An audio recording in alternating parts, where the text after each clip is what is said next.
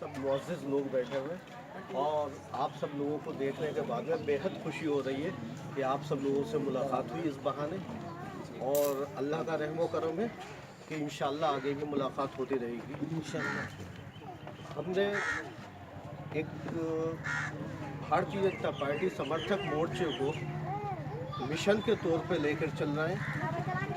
ये मिशन है सन 2019 में भारतीय जनता पार्टी की पूर्ण बहुमत के साथ में केंद्र में सरकार बनेगी, और जो आवाम है, जो आम लोग हैं जिनकी कहीं कोई सुनवाई नहीं है, इस सरकार में हर इंसान की, हर आम आदमी के जायज़ काम होंगे, किसी को किसी तरह की कोई परेशानी नहीं होगी इंशाअल्लाह।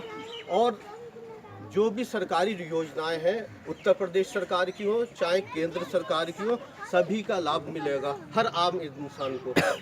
और मैं आप लोगों से एक निवेदन करता हूँ, एक गुजारिश करता हूँ कि आप लोग भारतीय जनता पार्टी समर्थक मोर्चे का साथ दें, इससे भारी तादाद में जुड़े, और कोशिश ये करें कि आसपास के गांवों में भी लोग इससे जुड़े और पार्टी को मजबूत करें, भारतीय जनता पार्टी को मजबूत करें।